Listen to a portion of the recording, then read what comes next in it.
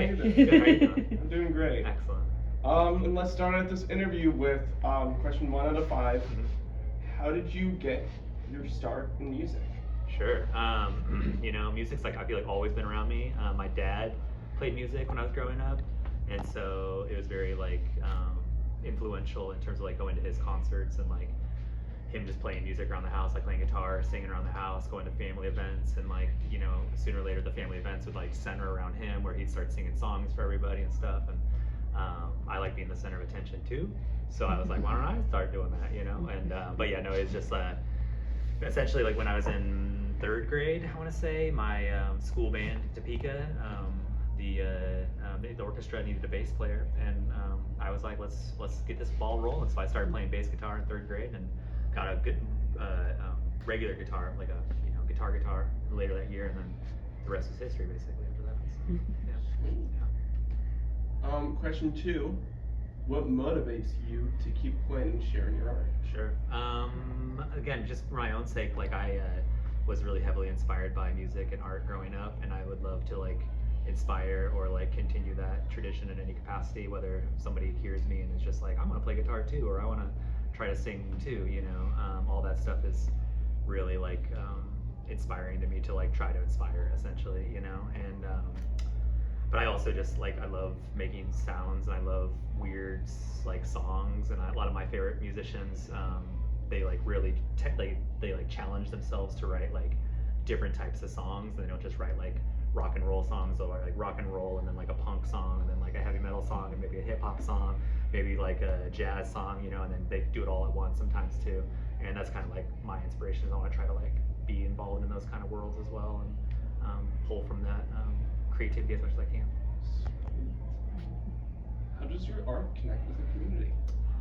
I think it varies, I think a lot of it definitely resonates with folks, and I've been writing more songs about Kansas, which Kansas songs really resonate with Kansans.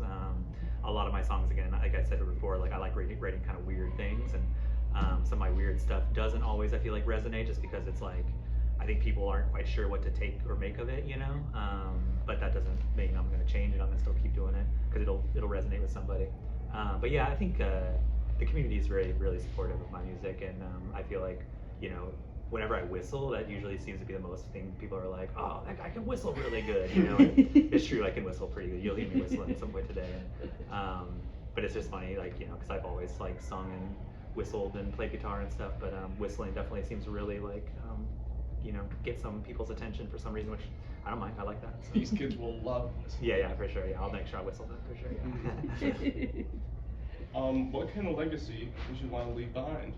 If I just make some cool art and somebody picks it up at any given time and the rest of history, I'll be pretty satisfied with that, honestly. A lot of my favorite musicians and just artists and writers and creators in general, maybe weren't famous during their lifetime, but then, after they passed away, or even 200 years later, somebody found their work and is just this is really ahead of its time, and and now we're still talking about it today, So if I have any kind of impact in terms of, yeah, and I've made physical media and I've also made digital media, so whichever one survives, at least I'll know there'll be some kind of realm of something that I've done out there in the world. So.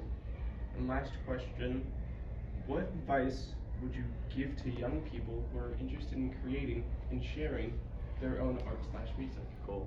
Yeah, I just say do it, I realize that's easier said than done, but literally just making things, even if you make 100 bad things, you might make one good thing, and that one good thing might resonate with somebody really important to their life, but yeah, that's always my main thing for all my friends and myself. It's just even if you finish something, you can still revise it, you can still change it, generally. If it's if you made a marble sculpture, that's a little harder to change once you're done with the marble sculpture, but you can still change a marble sculpture.